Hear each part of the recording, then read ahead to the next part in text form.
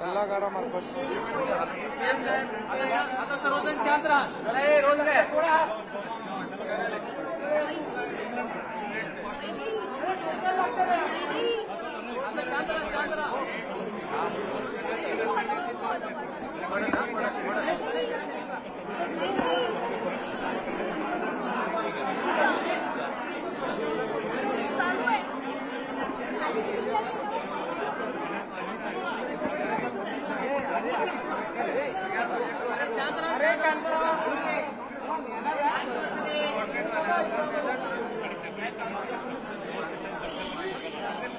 एक सेकंड आज पाहणी केलेली आहे. काल बातम्या आल्या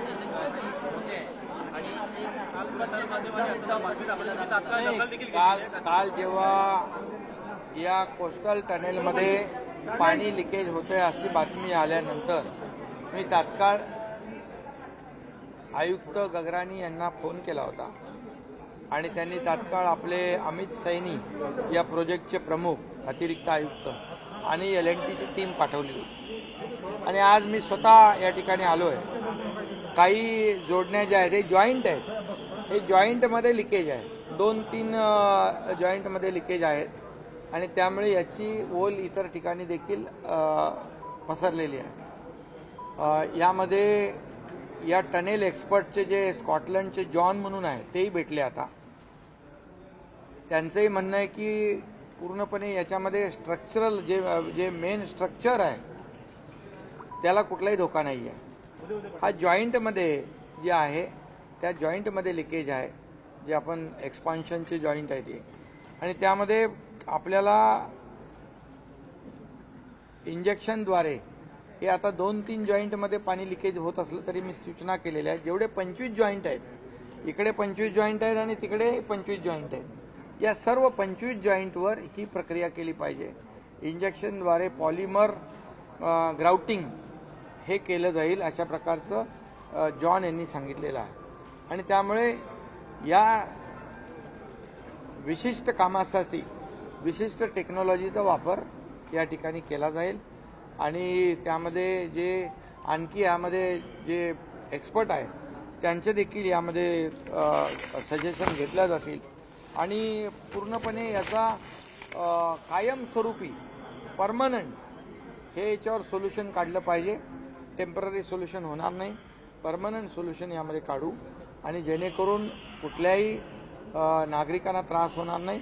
आणि आता रहदारी देखील चालू आहे, नाही वाहतूक रहदारीला देखील कुठलाही अडथळा नाही, कारण मेन स्ट्रक्चरला कुठलाही बाधा नाही आहे. या जॉईंटमधले लीक आहेत, जसं आपण घाटामध्ये आपण मोठे टनल बघतो, बोगदे, त्या बोगद्यामधून देखील आपण पाहतो की काही ठिकाणाहून पाणी येतं, परंतु या ठिकाणी जे येणारं पाणी आहे हे 100% पूर्णपणे थांबवण्यासाठी पॉलिमर ग्राउटिंग केलं जाईल इंजेक्शनद्वारे आणि सर्व जेवढे जॉईंट आहेत हे सर्व जॉईंट चेक केले जातील आणि त्याच्यावर पूर्णपणे विशिष्ट प्रकारची जी काही प्रक्रिया आहे ती केली जाईल, जेणेकरून फुलप्रूफ हे इथं कुठल्याही भविष्यामध्ये त्रास होणार नाही, पाणी लिकेज होणार नाही. पावसाळ्यापूर्वी ही गळती समोर आलेली आहे, पावसाळ्यात अधिक धोका निर्माण होतील पावसाळ्यामध्ये. नाही, पावसाळ्यामध्ये याच्यामध्ये पाऊस आणि आता पावसाळा तर सुरू होईलच, परंतु हे जे काही काम झाल्यानंतर इथे पावसाळा असू द्या काही असू द्या पाणी येणार नाही अशा प्रकारची त्यांची खात्री आहे. दुसरी आम्ही आपण 31 मे पर्यंत करणार होतो ना, 10 जून पर्यंत आपण कमिशनर सांगतायत, वरळीपर्यंत आपण दुसरी लेन पण सुरू करू. दुसऱ्या लेनच्या उद्घाटनावरनं आपल्यावर आरोप प्रत्यारोप होऊ लागलेले की आम्ही तर खूप आधीच सुरू करणार होतो. आदित्य ठाकरेंनी ट्विट करून त्या पद्धतीने नाही, आधी आणि मध्ये काय त्याच्याने काय फरक पडणार आहे? जे काही काम छोटं मोठं होतं ते तसंच ठेवून उद्घाटन करायचं याला काय अर्थ होता का? पूर्ण काम झाल्यानंतर त्याचं उद्घाटन झालेलं आहे आणि त्यामुळे कुठल्याही कामाचं श्रेय घेण्याचा विषय नाही आहे. यामध्ये लोकांच्या फायद्याचा जो विषय आहे, लोकांना जो दिलासा द्यायचा आहे त्याचा विषय केला पाहिजे. आणि हे जेव्हा लक्षात आलं, हे लक्षात आल्यानंतर तात्काळ त्याच्यावर कारवाई झालेली आहे आणि त्यांच्या एक्सपर्टनी स्वतः जे जॉन म्हणून आहे त्यांनी सांगितलं की स्ट्रक्चर जे मेन स्ट्रक्चर आहे त्याला कुठलाही धोका नाही आणि हे जॉईंटमध्ये जे काही लिकेज झालेलं आहे हे आपल्याला दुरुस्त करता येईल आणि त्याला कुठल्याही या पूर्ण प्रोजेक्टला जो कुठलाही धोका नाही. त्यामुळे हे फुलप्रूफ काम आता होईल आणि यानंतर जे काही लिकेजेस आहेत हे 2 ठिकाणी लिकेज असले तरी सुद्धा सगळे जेवढे जॉईंट आहेत हे सगळे तपासायला सांगितलेत आणि त्याच्यावर प्रक्रिया करायला सांगितलं. पण एक गंभीर आरोप असा पण केला आहे. काम सुरू असताना रोड काही बंद करण्यासंदर्भात काही चर्चा झाली आहे का? नाही, काम बंद करायचा विषयच नाही आहे. आताही रहदारी सुरू आहे आणि मला वाटत नाही की हे काम करताना रहदारी बंद करावी लागेल, काही गरज लागणार नाही. त्यामुळे आदित्य ठाकरेंनी गंभीर आरोप केला तो म्हणजे त्यांचं सरकार पाडल्यानंतर मुख्यतः या प्रकल्पामध्ये एकतर या कामाचा वेग कमी करण्यात आला आणि खर्च वाढवण्यात आला. नाही, आता हे सगळं आरोप प्रत्यारोपात मी जात नाही. फक्त एवढंच सांगतो लोकांना यामधून या प्रकल्पामधून दिलासा मिळाला पाहिजे आणि हा प्रकल्प जो आहे हा अतिशय म्हणजे लोकांच्या हिताचा प्रकल्प आहे.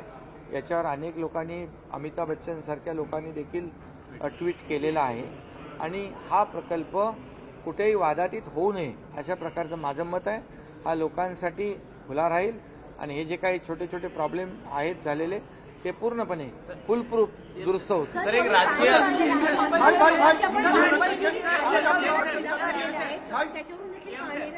हे पाणी आता मी पाहिलं ते तिथलं पाणी खाली आलेलं आहे त्यामुळे तिथलं पाणी बंद झाल्यानंतर इथलं पाणी बंद होईल. मुंबईकरांच्या सुरक्षिततेच्या दृष्टीनं आणि आपण तातडीनं आदेश दिलेले आहेत. कशा पद्धतीनं ही संपूर्ण मी कालच ती बातमी बघितल्यानंतर मी फोन केला एमसीना आणि त्यांनी तात्काळ त्यांची यंत्रणा हलवली, ऍक्टिव्ह केली आणि कालपासून याच्यावर तपासणी सुरू झालेली आहे आणि आज आपण पाहतोय की त्याच्यावर कामही सुरू होत आहे. त्यामुळे आपण चिंता करू नका. लोकांच्या सुरक्षेविषयी सरकार अतिशय जागरूक आहे आणि हे सर्व काम अतिशय फुलप्रूफ होईल. सर, एक महत्वाची बातमी सर अजय सर कोस्टल और ड्रीम प्रोजेक्ट रहा है लेकिन जिस तरह से लीकेजेस सामने आए स्ट्रक्चरल ऑडिट की जरूरत थी, कुछ निग्लिजेंस आप समझते नहीं, देखिए ये कोई मेन स्ट्रक्चर को कोई धोखा नहीं है, कोई खतरा नहीं है. वो एक्सपर्ट जो है जो जॉन उन्होंने भी कहा है, उनसे भी मैंने बातचीत की है. तो ये जॉइंट है, ये 2 जॉइंट में से लीकेज हुआ है और इसके वजह से ये पानी आया है. लेकिन मैंने कहा है कमिश्नर गगरानी जी को कि जितने जॉइंट है दोनों टनल में 25-25 वो पूरे जॉइंट चेक किए जाए और पूरे जॉइंट पे काम किया जाए ताकि फ्यूचर में भविष्य में ऐसी कंप्लेंट ऐसी तकरार वापस ना हो और जो भी करना है उसमें वो पॉलीमर इंजेक्शन के द्वारा ग्राउटिंग करेंगे और ये फुल प्रूफ होगा. सर, एक जरंडेश्वर कारखान्यासंदर्भातली बातमी समोर येते. जरंडेश्वर कारखान्याप्रकरणी उपमुख्यमंत्री अजितदादा यांची चौकशी सुरू केलेली आहे एसीबीने. सरकार बदलेगी और हम जांच करेंगे लेट क्यों हुआ कोस्टल प्रोजेक्ट के पूर्ण कंप्लीशन में, तो इस पर आप क्या कहेंगे? कैसी सरकार बदलेगी? कौन सी सरकार बदलेगी? सरकार बदलेगी और वो सरकार में आएंगे तो इस पूरे मामले की जांच करेंगे. आएंगे? अच्छा, वो शेख चिल्ली वाली बात है, ये तो बाद में क्या है ना. सर, एक महत्वाची बातमी आहे अजितदादांच्या जरंडेश्वर कारखान्यासंदर्भात एसीबीने चौकशी सुरू अरे केली तुम्ही आहे. आता टनेल मध्ये आले ना, टनेलचं बोला. सर, महत्वाचं आहे टनेल. इसमें बिल्कुल लोगों की सुरक्षा का ध्यान रखा जाएगा. कोई भी नागरिक या यहाँ पर जो यात्री है उसको धोखा नहीं होगा, ऐसी पूरी खबरदारी ये कॉर्पोरेशन लेगी. नंतर परदेशवारीला प्राधान्य दिलेलं आहे. मात्र आपण नाले सफाई असेल, कोस्टल रोड असेल किंवा सह्याद्रीमधल्या बैठका असतील आपण ऑन फील्ड काम करताना दिसत आहेत. जे परदेशवारीला गेले काही लोकप्रतिनिधी असतील, आमदार असतील, खासदार असतील, काही नेते मंडळी देखील परदेशवारीला गेले, त्यावर आपण काय? अरे बाबा, प्रत्येकाला आपल्या आपल्या जगण्याचा अधिकार असतो. प्रत्येकाची लाईफस्टाईल वेगळी असते. आता मला मुख्यमंत्रीची जबाबदारी आहे, त्यामुळे इथे जर दुष्काळ असेल, काही ठिकाणी चाऱ्याचा पाण्याचा टंचाई आहे, त्याचा आढावा घेणं मला गरजेचं आहे. आज प्री मान्सून वर्क होतं, आता पाऊस येतोय, IMDने सांगितले पाऊस भरपूर येणार आहे, मग लोकांना त्रास नको त्यासाठी बैठक घेणं गरजेचं आहे. त्यामुळे ते बैठक तर घेणं माझी जबाबदारी आहे. त्यामुळे कोण काय करतंय यापेक्षा मला माझं काम काय आहे माझी ड्युटी काय आहे ती मी ड्युटी करतोय. मान्सून पूर्व बैठक घेतली आहे. काय मान्सून पूर्व आढावा बैठक घेतली आहे सह्याद्रीवरती. काय अधिकृत प्रशासनाला काळजी घेण्यासाठी मान्सून पूर्व बैठक जी घेतली ती अतिशय महत्वाची होती. त्यामध्ये army, navy, air force, coast guard, NDRF, SDRF सगळे होते. सगळे विभागीय आयुक्त होते, जिल्हाधिकारी होते. मान्सून पूर्व बैठक घेण्याचं कारण की पावसाळ्यामध्ये जेव्हा लोकांच्या जीवितहानी होऊ नये आणि झिरो कॅज्युअल्टी मिशन असं ऑपरेशन आम्ही ठरवलेलं आहे. एक टीमवर्क तयार झालेला आहे आणि त्यामुळे रेल्वे असेल, सगळे असतील, लँडस्लाईड एरिया असेल तिथे लँडस्लाईड होण्यापूर्वी तिथे लोकांना सुरक्षित ठिकाणी करणं. मुंबईतले काही लँडस्लाईडचे एरिया आहेत त्यांना मी कमिशनरना सांगितलं तिथे सेफ्टी नेट लावून टाका, त्यांना सुरक्षित स्थळी ठेवा. आम्ही जवळपास 5,000 घरांची व्यवस्था केलेली आहे MMRDAची. त्याच्यामध्ये त्यांना सुरक्षित ठिकाणी ठेवण्याचा निर्णय घेतला आहे. नाले सफाईचं काम जोरात चालू आहे. त्यामुळे प्री मान्सूनवर खड्डे, रस्त्यावरचे खड्डे व्यवस्था कामाने लोकांना पावसाळ्यात त्रास होऊ नये यासाठीच आजची एक बैठक झाली. ती महत्वाची बैठक होती आणि त्या बैठकीप्रमाणे नियोजन होईल आणि लोकांना दिलासा मिळेल. डॉक्टर्स के द्वारा ब्लड सैंपल्स चेंज किए गए और अक्यूज को जो है वो पिज्जा और बर्गर खिलाया गया पुलिस स्टेशन में. काफी चीजें सामने आ रही है sir. How do you see this? इतने लैप्सेस कैसे हो सकते हैं गवर्नमेंट कॉलेजेस में और केस में मैं पहले दिन से पुलिस कमिश्नर पुणे इनके संपर्क में था. मैंने पहले दिन से कहा है आरोपी जो भी कितना ही बड़ा हो उसको कोई भेदभाव नहीं होना चाहिए. गरीब हो या अमीर हो, कानून के दायरे में सब एक समान होते हैं. आणि या सगळ्या घडामोडीनंतर इथं वेळ झाली का ब्रेकची. ब्रेक घेऊयात. पहा फक्त न्यूज 18 लोकमत.